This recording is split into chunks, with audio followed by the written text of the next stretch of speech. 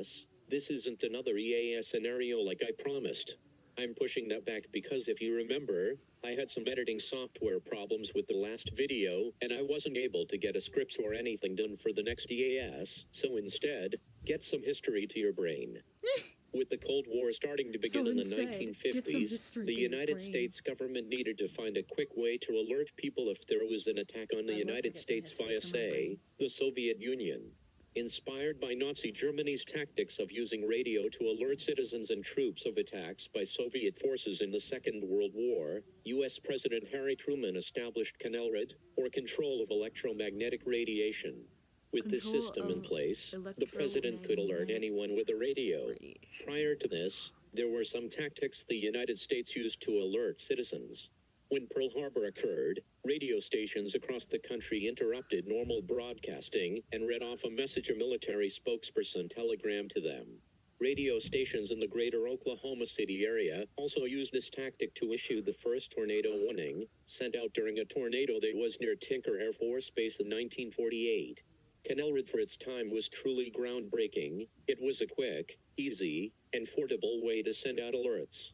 New radios built in the 50s were printed and advertised to have special channels for the CNELRAD system. When an emergency did occur, which it never did, listeners would switch to AM 640 or AM 1240, as those were the emergency stations specifically made for the CNELRAD system.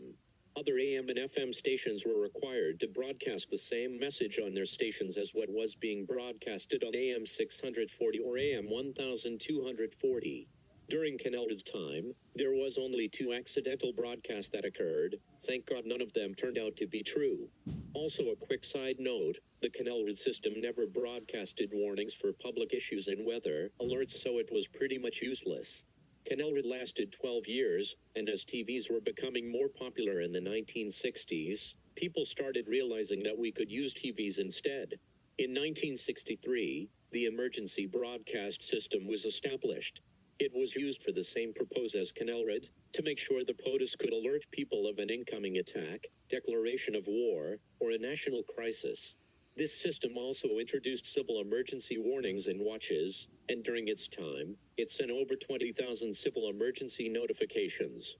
Actually, until 1983, this system was actually called the Emergency Action Notification System, but also went by the Emergency Broadcast System at the same time, or EBS in 1983. They renamed it to the Emergency Broadcast System, or EBS when tests, watches, advisories, or even warnings occurred. Viewers would hear this sound. I like how this person showcases Tom as like somebody who's a robot After voice that, that's like it would mature go quiet, and responsible, and then you like, would get working either properly. a computer-generated 'Cause most, voice, which was introduced in the 80s, like, did or you would get EAS, an like, actual angry person EAS voice, scenario where, which like, was Tom mostly gets, the like, case really for angry with most. the listener. Here is an example of a EBS test from Like, I've seen a couple of 1983. that things happen. This Tom is a would get test. angry with the listener This station and, is like, start conducting a cursing test or of the whatever. emergency broadcasting system. That scared me, and This is thinking, only no, a test. that was actually real.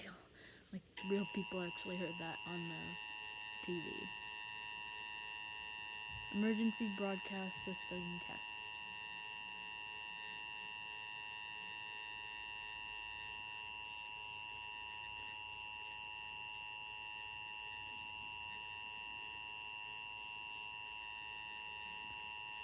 I'm going to paranoid myself. I'm probably gonna have a hard time sleeping tonight.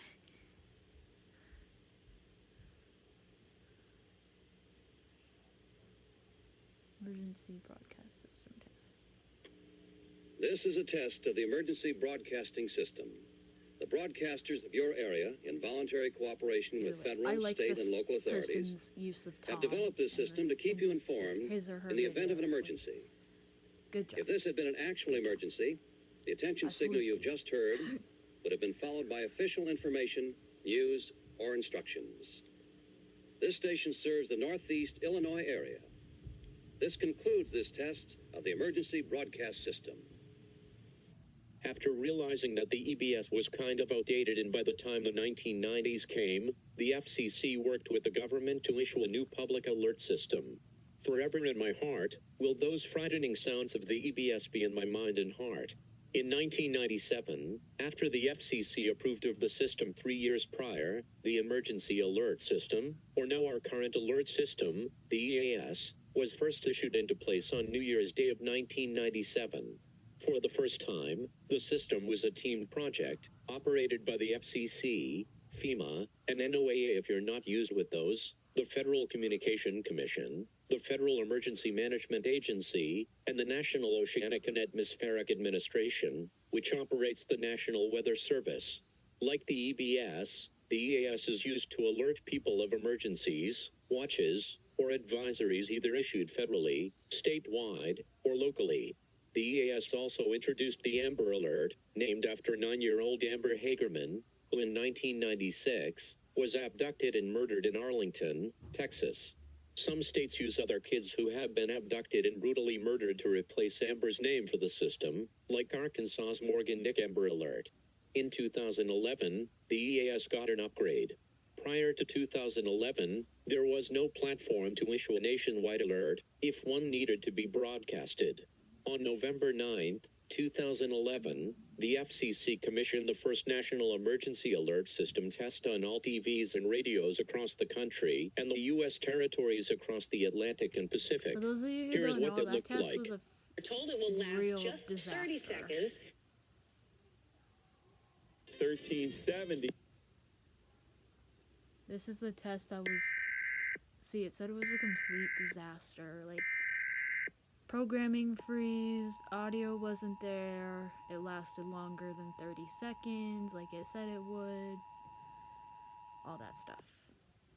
Test of emergency alert system capabilities. Jeez. This test message has been initiated by National Alert and Warning Authorities in coordination with emergency alert system participants, including broadcast, I'm not home alone right satellite, now, and wireline so participants in your area. I'm trying to. Had this been an actual emergency, the attention signal you just heard would have been followed by emergency information, news, or instructions.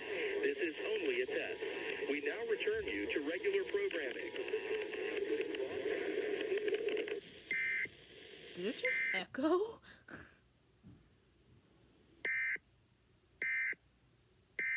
Oh, this is probably a failed one. Advanced technology breakthroughs in the 2000s, most notably, the introduction of smarter phones and other devices, gave the FCC an idea. In 2012, the first wireless alert systems were broadcasted and tested. It's like the EAS, but on your phone. Most of the time, the wireless alerts that come through are weather-related. I get them all the time, like here's one that happened in April. A major problem some have with the current alert system is that it still freaks out many people, including children, as this one added even more creepy sounds, like the 3 beeps you hear in the beginning. Another problem is that the EAS shares a common them with the EBS, that they both were easy targets to cyber attacks and pranks. Dozens of people have been able to break the code of the EAS and have There's other published their own broadcast fake systems alerts that to have been certain hijacked areas. before, not An just the example is a group of EAS. pranksters hacked into a Montana TV station and broadcasted a fake EAS alert mentioning a zombie apocalypse. I'm gonna stop the video before the Max Headroom one, because I don't think you want to see a guy getting his butt beat by a paddle. So I'm gonna end this here, or after this alert or whatever is over, and I'm gonna find another. I'll react to another EAS related video. That the bodies of the dead are rising from their graves and attacking the living. Follow the messages But I on have no, screen that will be or updated like as some information kind of becomes creepy available. like story Do or not whatever attempt to video. approach or apprehend these bodies as they are considered extremely dangerous. A notable attack that occurred on the EBS was the Max Headroom incident that occurred in 1987 at 2 Chicago area-based stations. A guy who managed to record himself wearing a costume of Max Headroom looked up to his by the way, first for 25 seconds after interrupting the news, and 2 hours later, the second broadcast, which lasted 45 seconds, occurred on airing of Doctor Who. On both broadcasts, he made references to Max Headroom himself, play-by-play commentator for the Chicago Bulls at the time, Chuck Swirsky, and gave a shout-out to all the newspaper nerds. To this day, Newspaper the guy has nerds. never been caught. Here is a clip of the second incident. Okay, I'm gonna end this here because I don't think you want to see that.